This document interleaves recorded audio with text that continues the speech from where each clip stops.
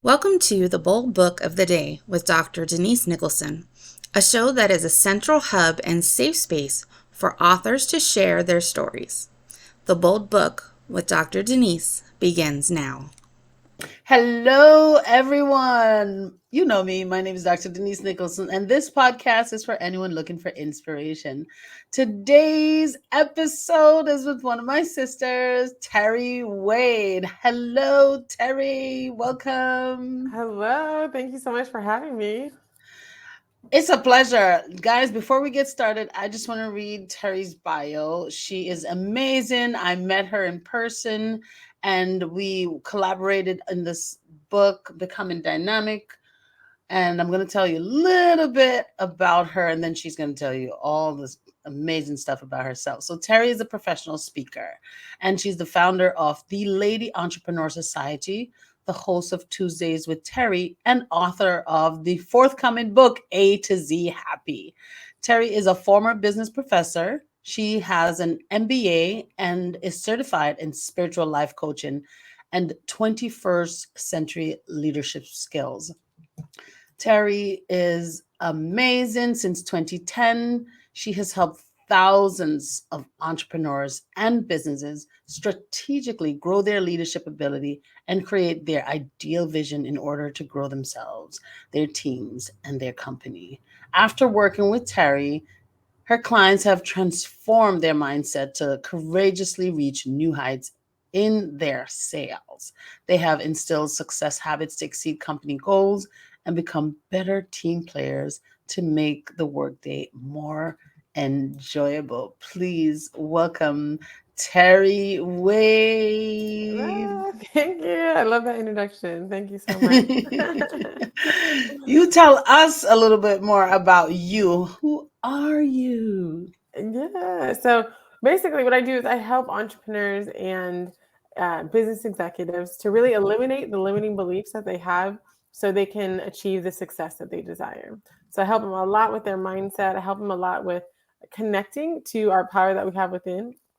And just showing up and shining their light so the whole world can see. I really am on a mission to just help illuminate the world and let people just really wake up from the lack and the limited thinking and the just feeling like they don't matter, their voice doesn't matter. So I know that's what I talk about in the book that we did together, Becoming Dynamic. And so I'm excited to dive more into that. What do you think is the biggest setback or the biggest thing that holds people back from just becoming, the best that they can be, especially in the world of the entrepreneurs? I think there's a lot of imposter syndrome with Mm. entrepreneurs and overgiving and overworking to compensate. They don't feel they are enough or they're not good enough. So I think that those are some of the bigger challenges, and it's really just a lack of belief in themselves. And you know, yeah, like people just that imposter syndrome. Like, who am I to do this? And if you don't have that environment, then it's hard to really. If you haven't seen it before, you haven't been around people, you might think, oh wow, that person can do it, but who am I to do it? So I think there's that lack of belief, the imposter syndrome. So it's really shifting our mindset and really realizing like we can really do anything we put our mind to. And I believe, we are just so powerful. I believe, we're made in the image of God. So I'm certified in spiritual life coaching. And with that, I believe we're made in the image of God and we have that same creative capability. And, we have so much power, like more power than we even like know what to do with. So Bob Proctor, I know you know Bob, he says we have more power in our pinky that could light up a whole like community, a whole city block, and it's just like we're so powerful and we have no idea. And a lot of times people will just do busy work that's not actually moving the needle forward, just to be busy. And I think it's because people have a fear of success and a fear of failure, at the same time, which it's like the opposite side of the same spectrum, but everything has good and bad in it. But I think that's really what's stopping people is the belief in themselves and the mindset. So you think this imposter syndrome is legitimate? Because we have all these degrees, we study, we mastermind, we join big communities, we join important communities.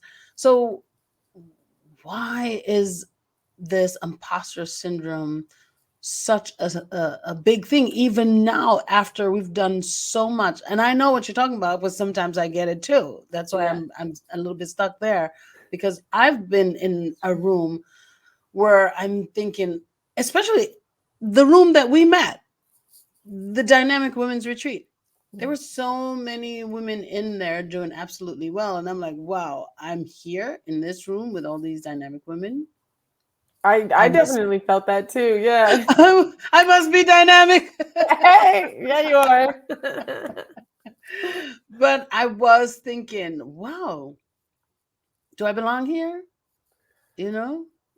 It's wild because so many people think that. And Oprah was saying after her every time she does a talk to somebody, the question that everybody asks after was, "That okay? Did I do good?" Like with all the stars, she's interviewing the best of the best, and so people get that. So I think what happens is we're comparing ourselves to other people. So we're either comparing ourselves to other people in areas that maybe we're not strong at, or they're on step 100 and we're on step 1, and we're comparing ourselves thinking we need to be at step 100 or we need to be where they're at.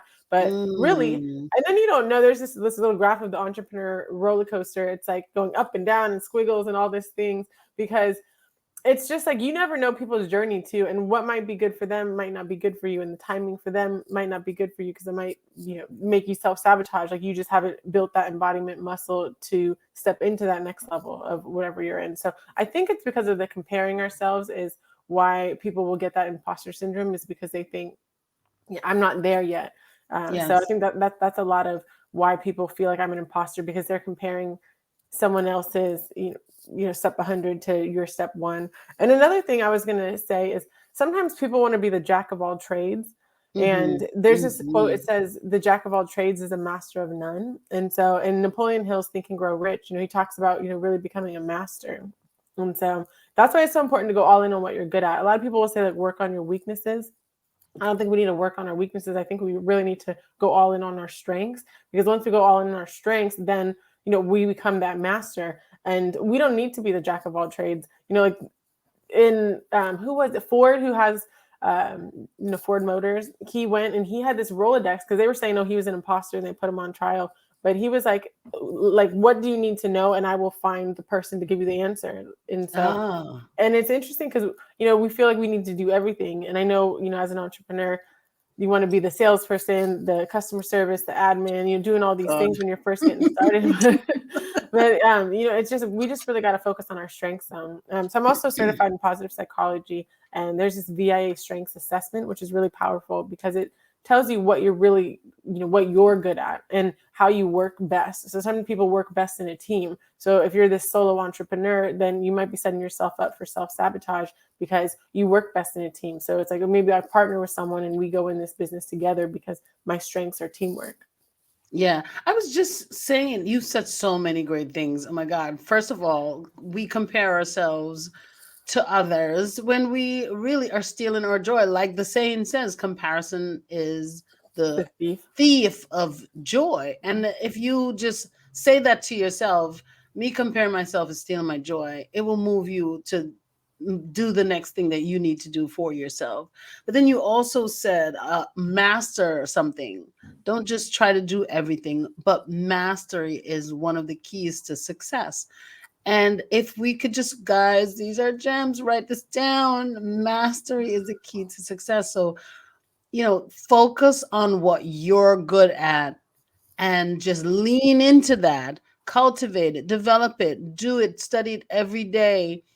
And this way you can be proud of who you've become or who you are, because in studying that one thing over and over and over, you may fail a lot of times, but that's really you finding different ways it doesn't work.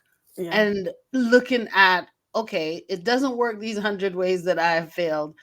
Let me continue to master this, or to work on it so I can get it, so I can finally master it. So you've said a lot of amazing things. And, how can we learn more from you? Where are you? Like, how can we learn? Yeah, no, so I have this show, Tuesdays with Terri, and I talk a lot about, mindset, universal laws. I talk about how to use your intuition to make decisions, that it's okay to pivot when necessary. So if you find Mhm. yourself, just beating, like, I don't want to say beating a dead horse, but just say beating a dead horse, and it's not working. And so it's okay to pivot. I feel like I have all these success quotes that I listen to, and it's just like, like, if you don't, you only fail when you quit. And so then you think, I'm quitting, but you can always pivot. And so, and then what is success to you? I think that's the most important thing, because we're trying to live up to maybe somebody else's idea of success or the world's idea of success. And so it's like it's like building all these things. There's so many like millionaires and billionaires, they build this thing and then they realize, man, I wish I would have spent more time with my family, So it's like really think about like Mm. what is success to you. But yeah, talk about some of this stuff in Tuesdays with Terri. And so in Tuesdays with Terri, it's a YouTube series. I also will repost the series onto Instagram and then also onto my Facebook page. And so on Instagram, I'm Tuesdays with Terri. On YouTube, just Terri Wade. And then on Facebook, Terri Wade 650 as well. Amazing. Now, I mentioned how we met, but tell us a little bit about your experience in becoming a part of this anthology, Becoming Dynamic, which the forward was written by Miss Lisa Lisa Nichols Nichols. herself. And this book is amazing because it's filled with so many different stories of women rising to greatness despite their circumstances. And people meet great people, or they see you doing well, because sometimes people don't see you as great, but they see you as doing so well, being successful, and they have no idea of your story. But that's also our fault. We don't like to share our story. Yeah. We have that, who am I to share my story? But our stories are so powerful. Our stories are really a path to our mental health. Sharing your story, it's a path to your mental health. It's Mm-hmm. not only good for you to share it, but it's good for someone else to hear it, because in sharing the story, they hear commonality, Yeah. humanity. Yeah, there's so many, great benefits from sharing your story. And it's not just about commonality and humanity, but it says, I can have empathy on this person because now I understand what they've gone through. Yeah. And they can relate, like they see themselves in your story. So they feel more connected to you. Yes. And it's good for you to share your story, because you may not be writing your story, maybe telling your story to someone, but having someone, listen to your story. It also says that they they feel some kind of shared experience with you. For them to stop, pay attention, listen, and just engage with you, it's because there's some experience that is shared. So it is important to share your story. And it's when you write it down, I encourage you to write your story or keep a journal. Keep a journal of your day. But it's so cathartic to write your story and to share your story. It's helpful, it helps to heal.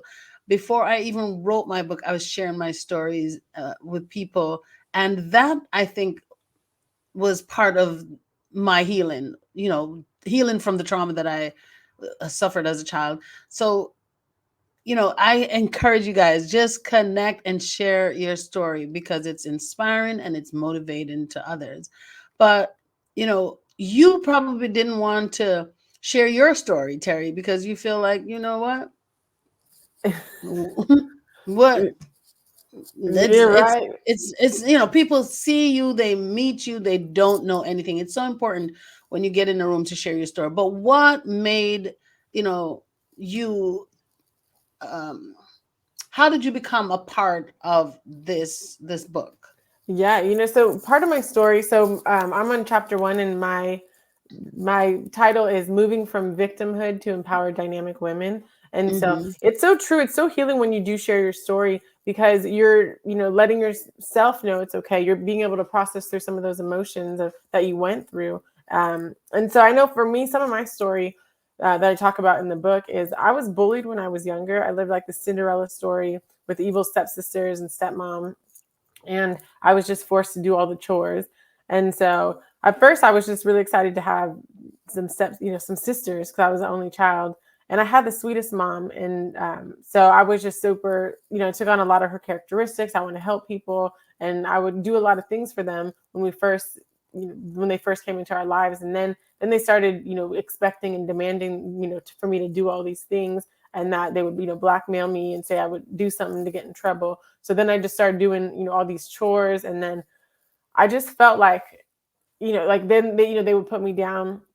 And then as I was, just going through life, I was taking on their beliefs of me that, like, I'm not good enough. My voice doesn't matter. I was trying to speak up and tell my dad, like, this is happening, but he was just working so hard around the clock to, give us this good life, so he thought, which we had a great life for the most part.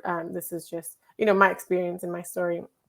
But yeah, I remember one time I tried to tell him, and that's the thing too, there's sometimes it's just a moment. We can't compare someone's, whatever their trauma was to our trauma. It's like whatever your trauma was your trauma. Even if you were picked last in the, in the, like, the sport team you were doing, for the day. And it could be traumatic. It could be traumatic when you're a little kid and, maybe someone's laughing at you or they're picking on you, and you're picked last, and you internalize that and let that mean something about you. And you take on that as a belief that usually it stems from, like, I'm not good enough, I don't matter, you don't feel worthy. And so actually, I studied Course in Miracles, and I teach Course in Miracles workshops. And they really say that there's this unconscious guilt that we have, like they say, like from the original sin. But I mean, that I can go off on a whole nother tangent. But, so we have this like unconscious guilt. And so it'll play out in, these different circumstances. And so we'll let something like that, take on this whole new meaning, and we'll tell this whole story about it, about what it means about us, when that's really not even the case. And so that was what I did when I was younger, is I, let these people's bullying mean something about me, that I was less than, that, I just started just not talking. I just silenced myself, because when I did reach out to help, it was kind of brushed off. And so when you told your father, when I told him, and I don't think, he had meant to. He just, he had a long day, and he was just like, let's talk about this tomorrow. Go talk to your stepmom, who was not loving at all. So I'm, I'm talking to she was the problem at that point. What I mean? I'm trying to complain to you about this. You know what I'm saying? She's the issue. I know, right? So that was so that was the start of my feeling like a victim. And I believe we become what we think about. And so I was feeling like a victim. And then because I felt like a victim, I noticed more situations to feel like a victim for. So I lived in a nice community. It was a lot of white people in my community, which is kind of a white suburban neighborhood. But what happened was I would go shopping, and my mom, she's white. So, anyways, like the whole point of this story basically is I go to the mall, and I'm, black and white, but I look black. And so when I go to the mall, everyone will look at me like don't steal anything. Like, we got to watch her. And I'm just this little kid. And I know my mom, and I remember because my mom would, after when we left the store, she's like, man, I get so mad that people are following you. And I get so mad that, so I knew people, and I could feel it. But then, but sometimes things like this happen all the time, everywhere we go. But it's like, what are you noticing? So you notice what you're like in vibrational harmony with, you notice what your thoughts are attuned to.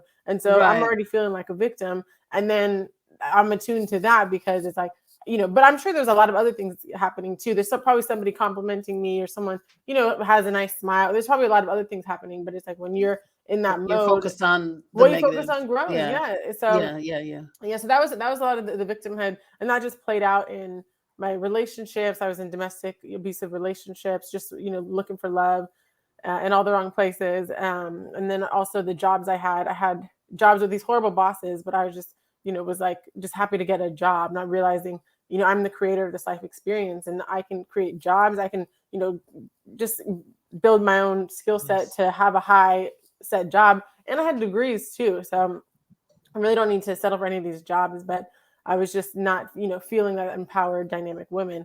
But what I did was I really did a lot of coaching, a lot of journaling, like you were saying, like, writing out your story. There's actually something I wanted to share. I just learned about this letter. It's a letter that you write to your success saboteur.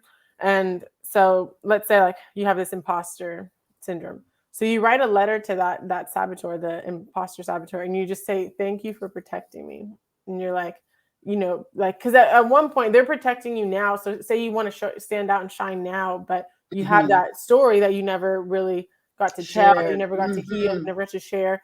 And so you thank it, like, thank you for protecting me. Like, I'm not playing big because you're here saying playing big was scary in the past, or that hurt you in the past. So it's like, thank you for being here. I understand why you're here. I understand. But then now you just say, right now, like I'm okay now. Not, and I don't, I don't need you to be in the forefront. Like, yeah, like I'm gonna step forward and I'm gonna shine now, and I see you, but like I got this now. Thank you. I So know you're it's not powerful. even very powerful. You're not shaming your past self. You're saying, girl, I appreciate you. This was necessary at one point, but I don't need you right now. I don't need you to say those things. I don't need you to say I'm not worthy or who am I to be in this room, because I got this. Exactly. I've become this girl. Okay. Okay. I've become dynamic. You know what I'm saying? Tell us about your meeting with all of the other dynamic women, and how was that for you?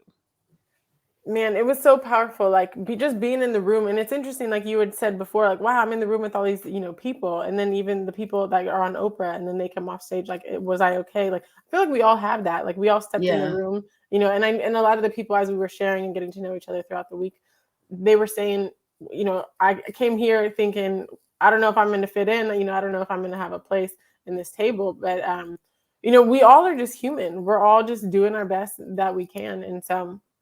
It was such an amazing experience. There's so much healing and growth done, just Yes. peeling back layers that you didn't even know, were still there, or holding on to, old trauma that just really needed to be released.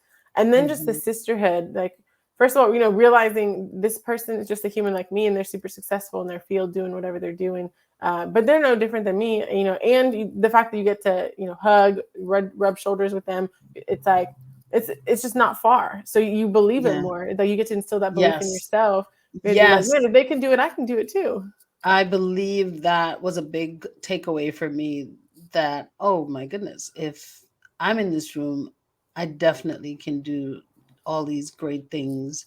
Or I'm looking at not just the women that were there, but the facilitator, Lisa Nichols, and I'm looking like, oh my God, if I'm in this room with her, there must be something that God thought I've done right, that I'm in this room so I can learn from this great person. And I have it in me. The same thing that she has, I have it in me. I was thinking, I've got this in me. But, that's why we're in this room together. I've got this. Yeah, I've and got there's no this. coincidences at all. I Yeah. really believe, the Course in Miracles just says, there's no accidents, and every encounter is, there's a purpose and a reason, and a reason for growth for that. But also just being around that energy, and I feel like there's like, I'm big on energy, and so I believe Yes. everything's energy, and so you start to just calibrate like into that energy as you're around people. They start moving in a certain way. I think it's even like a survival mechanism, like we Hmm. just kind of adapt. And so it's like when you're in that energy and in that space, you start believing, you start, kind of taking on those beliefs, seeing their habits, and Yeah. yeah, it just kind of unlocks something within you that's like, this is possible on a whole new Yeah. level, because not Yeah. I see it's possible, but I'm right here in the room where it's possible and doing it. And I really want to commend you, Denise, because you're always taking action right away. And like you see something, you have the idea, and then you just go for it. And a lot of people, they sit on their ideas for a really long time and they doubt themselves, and they don't do it. But you're not going to always know the way. You just kind of walk the way, and the way appears, which is Fumble what through really does. it. Make mistakes, learn from them. If your intentions are good, it will show. You're going to fail, you're going to make mistakes, but try your new idea. We are creatives. God created us to be, like him in his image, as you said, and we are creative. You have this unending creativeness. So if something that you thought about didn't work, try something else. Yeah. No, big time. Yeah, and and what I love too is, we both had that program, Thinking into Results, in our back pocket. Yes, And yes, I learned so much from that. But, it's like even just having a positive mental attitude where yes. you're growth minded and you're seeing the good in things. I learned so much. Like it's just crazy how the mind is just so powerful. Like, Yes, what you you know, think about becomes the results. yeah, Yes. you think you can't. You're Yes. right. Yes. If you think exactly. If you think you can accomplish something, you're going out there, you're going to make the moves. And what will happen is once you set out, because when we set out to write this book or to compile this book of stories, we didn't know how it was going to end. We didn't know we were going to have Lisa backing us 100%, but she did. And so, when you have an idea, just go out there. The right person will help you to get to the end results if you just focus on you. A lot of times we get distracted and we start to look all over the place. Oh my God, that one's doing this, she's doing that, she's doing that. I can't do all of that. I need to focus on my thing, my one thing. Yeah. Oh, 100%. Your chapter was chapter 1 by it wasn't a coincidence. As you said, there are no coincidences. So your chapter was chosen to be the first chapter because your first line was so compelling. The first line that you wrote, it says, I'm going to read it. It says, in the spring of 1996, when I was just 8 years old, I knew I wanted to die. And so I planned how to end my life. What pain an 8-year-old could be in for her to write that. So I thought about that. I was working with a team of people to help me position each chapter in the right place. And we were like, that needs to be the first chapter because it's so compelling and people will want to know, well, what I want to know her story. And then they'd want to see, well, let me see the next story. The stories are so powerful in the book. Yeah. Man. Yeah. So what was happening? I know you touched on a little bit of the bullying and a little bit of, feeling like you're not heard. Was that what you were going through, so powerful and so painful and so traumatic that you thought there was no way out? Yeah, and what I thought is I really thought like I was a problem to everyone just because I was like, why would I get treated this way? So I must be a problem. And so, I just thought like, oh, this will stop me from being a problem to everyone. And I just didn't want to deal with it anymore. I didn't have the coping skills. When you're so young, you haven't developed those skills on, being resilient. So I remember clearly there's this one moment. And I discovered this talking to a lady who had joined one of my programs. It's called Discover Your Hidden Story. And so you're just like digging deep into all these layers. And so one time I remember I was just sitting in this play closet and it was full of like maggots and flies and bugs. And, my dad was working, my stepmom was off doing what she was doing. And so my stepsisters, they had, I don't even know, they might have locked me in the closet. Like, it was just like, I was just stuck in this closet because it was our play closet. And so we would eat in there and then we kind of stopped playing in there for a while, but the food was there, the bugs came. And that was kind of the breaking moment where I was just sitting in the closet full of bugs. And I was like, I just don't want to do this anymore. Like, if this is life, I don't want to be a part of it. Like, Wow. I just didn't want to do it. And it's crazy how when you tell a story, it kind of brings you back into where you were in that moment. Cause I just remember like, nope, I'm like, I don't want to do this anymore. Like, yeah.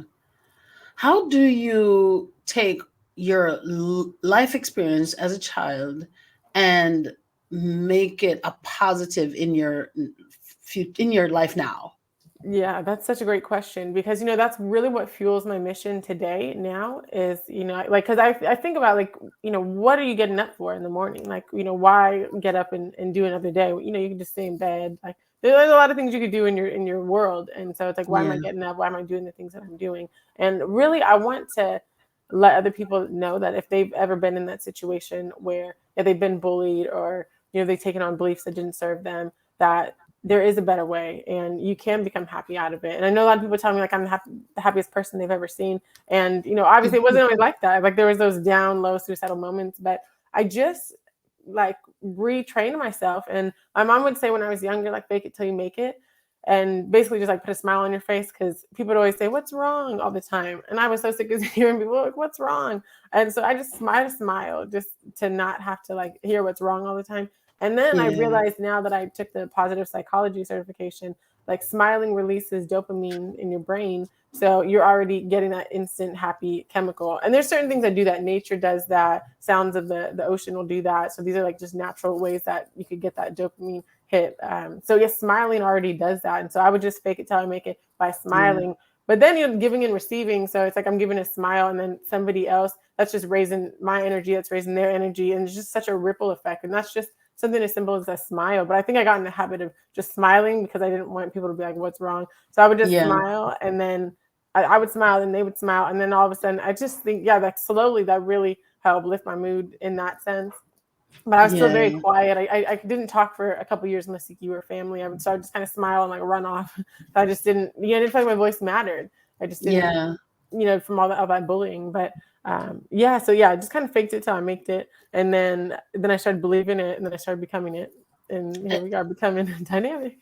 Yeah. So you know now that your voice matters, because not only your voice, but your words, what you have to say matters. And that's another thing. We need to validate our children by listening to them and letting them know that what you're saying is important to me. Even if I can't fix what's going on in school, I can listen to you. And that is one way we can help children who are feeling bullied at school or anywhere at home. Let them know that listening to you is important to me. Hearing what you have to say is important, because it provides a safe space for children. When you tell them, or when you listen to them and validate them, it provides a safe place for them to express their feelings and just express what they're experiencing.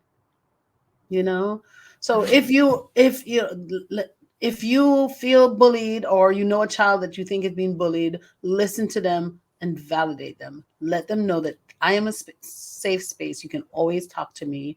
You can always share your feelings and your experiences with me, and listen actively, like, no judgment. Just let them know that I believe you, I hear you, and I believe what you're feeling. Because a lot of times people say, oh no, you're not feeling this, you're not feeling that. Oh, they don't mean that. Don't do that. Just say, I understand that you're feeling like this. Another thing is to offer support, that you're not alone. I can do something to help you. I can probably speak to your mom or your stepmom or your dad or whoever you think is the issue. I can step in and say something if you would like that. And sometimes the kid doesn't even know if they'd like that. But as an adult, as an aunt, as a person related to them, I think that's something that we can do. Just offer reassurance and support. So if you know anyone out there that's being bullied, I think it's so important for us to just stand up for them and stand with them and encourage them to communicate, because it builds self-confidence, and it builds a strong person that can stand up for themselves, because they have the self-confidence. So help them through this by listening to them, teaching them to be assertive, teach them skills that will help them to be assertive. There's so many different things we can do to help, but it's important to have the discussion and to listen. The most important thing is to listen to a child when they say something. And sometimes, like you said, you were just quiet. You would smile and run off.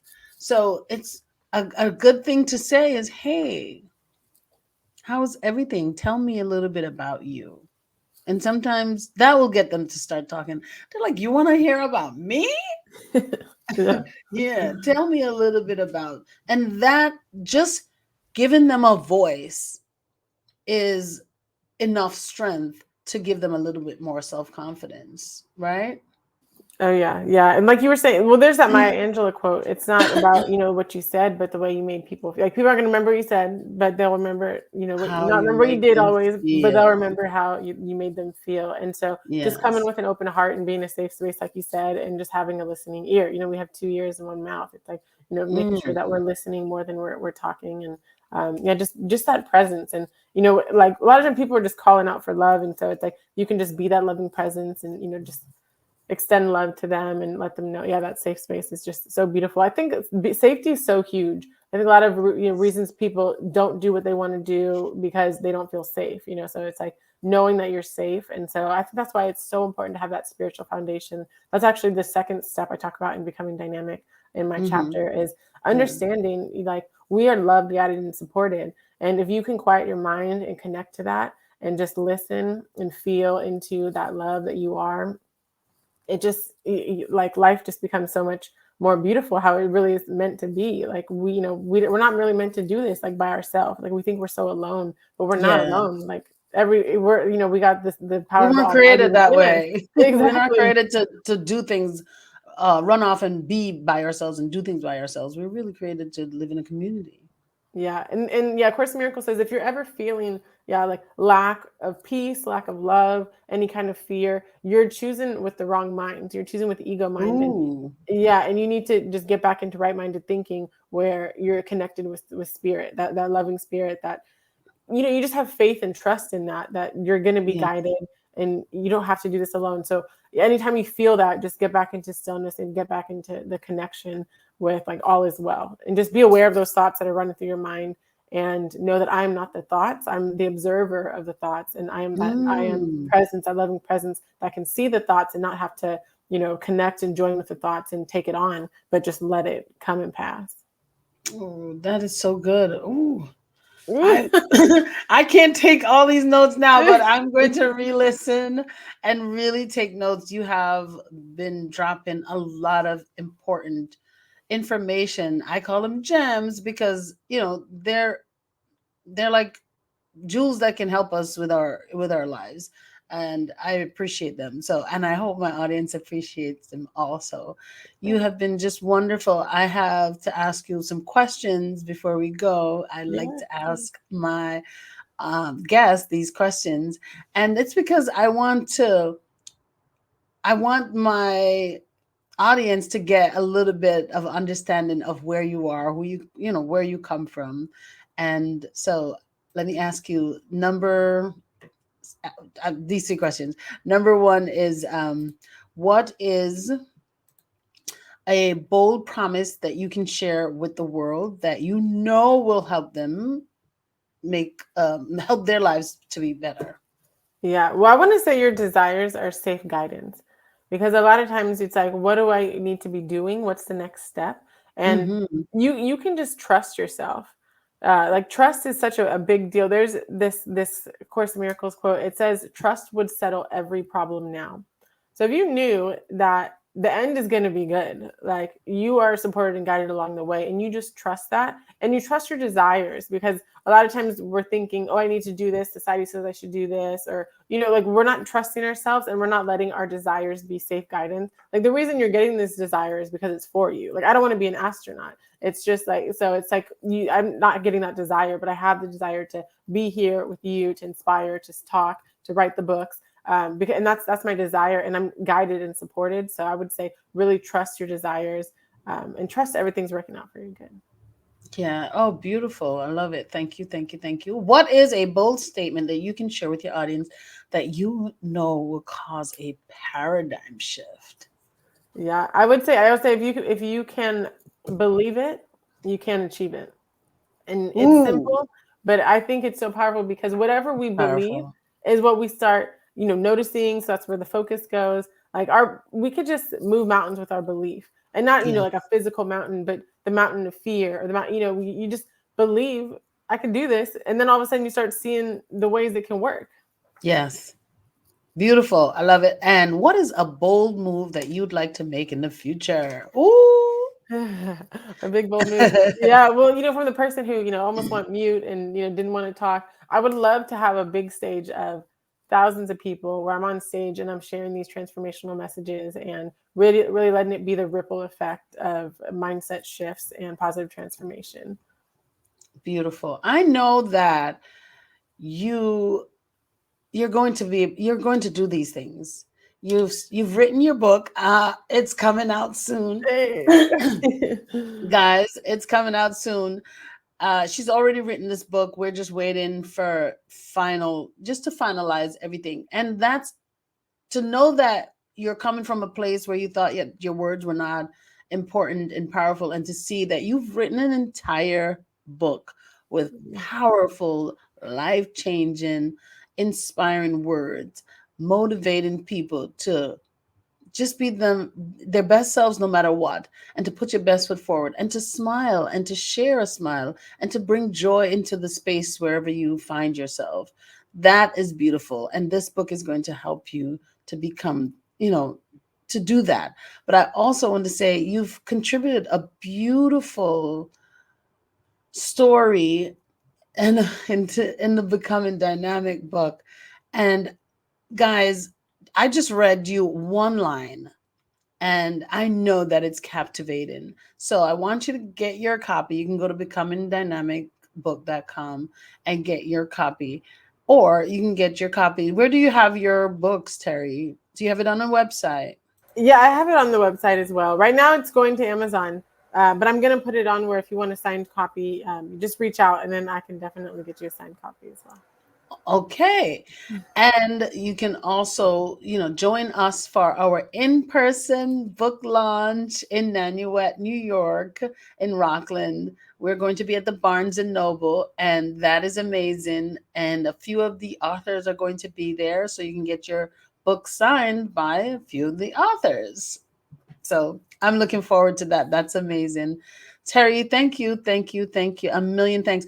I know that this is a big thing for you to just have your words being validated, just like that little girl. I know we've, said a lot of things already about how to help someone that's been bullied. But if you were to talk to that 8-year-old girl that's being bullied, that, yourself, what would you say to her now? Oh, that's a good one. Mm-hmm. What would I say? I would just let her know that she's amazing, that she is just so important here on this planet, and that she's just so loved, and that she's so loved, and she's important. That's how I say she matters, her voice matters. Mm-hmm. And that's all I'm letting her know. She's important. So you're telling this 8-year-old girl, you are important.